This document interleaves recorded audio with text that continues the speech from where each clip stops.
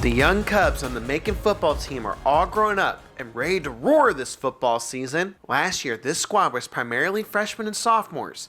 Now they bring back 18 starters on both sides of the ball. This year, they're looking to be competitive and start fast so they can finally be the ones on the attack. We were starting to compete, and we were staying in games for a little bit, and then all of a sudden, unfortunately, our youth or a simple mistake, and we just could never bounce back from it. But one of the things too is we were always getting behind so fast, we weren't able to do the things that we work and develop and we're trying to get going. And I think now this year, I think if we could just stay in a game and compete, I think good things will happen. Let's take a look at who the Tigers will be facing this year. Just like last season, this schedule is brutal. They start with their Battle of Highway 63 rival, Kirksville, on the road. Then they have back-to-back home games against North Callaway and Palmyra. Last year, their first three opponents were all perfect after 3 weeks. And on top of that, being in the Clarence Cannon Conference, one of the most competitive football conferences in the Show Me State, the Tigers have one of the toughest schedules in Missouri. We're not going to have a week off, and so it's one of those things for us.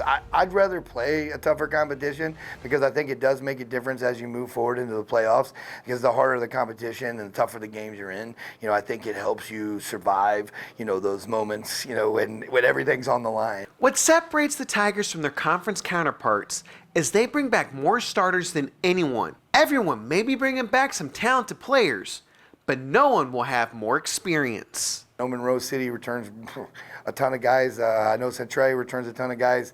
And so does Clark and Highland and all those teams just like us. They're going to return some guys. The difference is I just think just between us and some of the other programs is we return a lot of guys. We got to find 3 kids, and those kids, they're there. And so we just got to get them, doing the right thing, get them on board. The key this season for Macon is to get off to a fast start. Coach Venata says that if they can pick up an upset early, it should give them momentum for the rest of the season. An early win, I think, is going to be huge for us. If we can catch one of those, I think it's going to make a difference as we move forward.